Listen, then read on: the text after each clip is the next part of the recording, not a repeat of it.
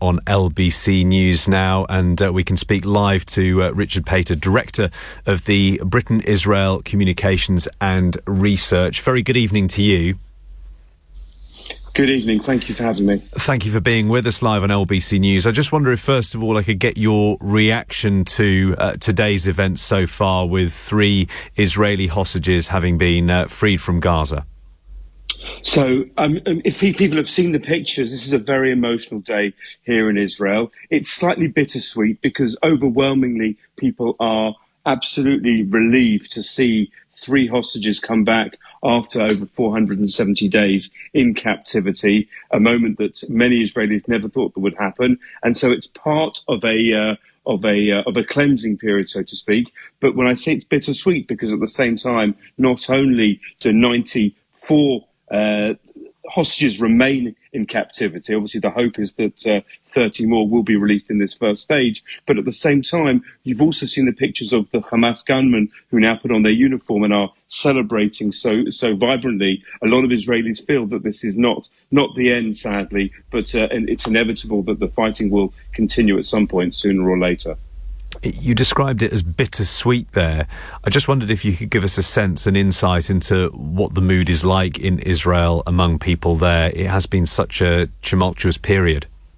Yeah, it's emotional. People are overwhelmed with joy for the families of the people that are coming out on one side. But as I said, the fact that Hamas, by the contours of the current agreement, Hamas seems to remain in control and remain in power is a great cause of concern. And secondly, the trade-off of this very unequal trade-off of the prisoners that are being released, who are for many of them unrepentant murderers. And the fear of Israeli society is that these people, just like when Sinwar, the former Hamas leader, was exchanged in another hostage deal back in 2011, so these new prisoners coming out could be the future leadership that kind of will pose terror threats going forward.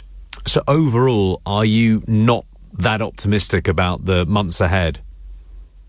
I mean, I think optimism is difficult. I think we are encouraged by this deal for all the dangers involved. The supreme value and the kind of the top line commitment of this government is to honour the social contract between citizen and state, protect their people, and bring them back home at any cost. So one is hopeful that these next 6-week stages will result in the release of these first 33 hostages, and then after that we'll have to see if they're able to move it forward onto the second and third stage and see the release of everyone.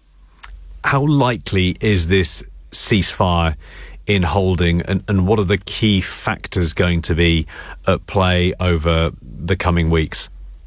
I think there are a variety. I mean, we saw an example this morning, or even last night, when Hamas were due to release the names of the 3 hostages 24 hours in advance and didn't do so, that there was concern already, even leading up to this morning, whether the deal would be on. So there is a substantial lack of trust, as you can imagine, between the sides, and it will be the role of the mediators, primarily Egypt and Qatar, to force the hand and to bring the sides together to ensure that the second deal takes place. And the crucial factor that we'll see after tomorrow, when President Trump gets sworn in, with what difference that will make. I mean, we know that his envoy was very involved in the last week, and to a large extent that the cloud that covered these negotiations of Trump and his insistence that a deal would be done before his inauguration looms large. But now it's it's the real practical time to see if the Trump appointed diplomats will have more sway than the Biden team and be able to bring this deal to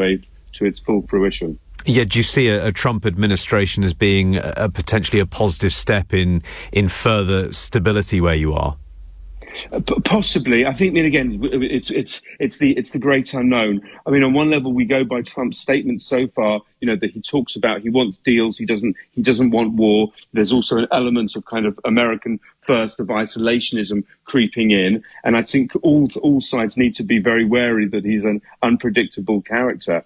But at the same time, he has proven in the past that he's able to do deals and bring sides together. I think the real question from the Israeli perspective is beyond the hostage deal are the other pieces that are on the agenda, the grave concern over the Iranian nuclear threat, the tantalizing possibility of normalization between Israel and Saudi Arabia and bringing real peace between moderate and pragmatic Jews and Arabs. That's tantalizingly out there and potentially in Trump's gift to try and move that forward. Just finally, I mean, I guess just a personal reflection from you, bearing in mind how long this has all been going on from the October the 7th attacks. What is it like day-to-day life for people in Israel? I mean, do they sort of try and carry on as normal, but equally there's this backdrop of what's been happening and so much tension? Yes, there is quite a strange kind of contradiction of life in Israel right now. On one level, if you'd have visited Israel pre-October the 6th, it was a vibrant, successful country, a leading country in many high-tech spheres, and October the 7th kind of shattered that country in the success, and people have been picking up the pieces since then. On one level, that regardless of the government's behaviour, civil society has been very strong, volunteerism is very strong, and people come out and support each other.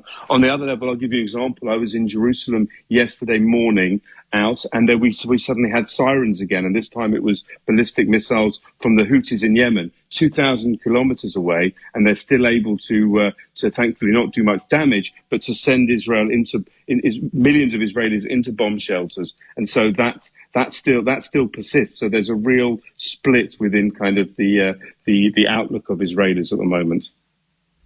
Richard, really good to talk to you this evening. Thanks very much for joining us live on LBC News. Thank you. That is Richard Pater, Director of the Britain-Israel Communications and Research, speaking to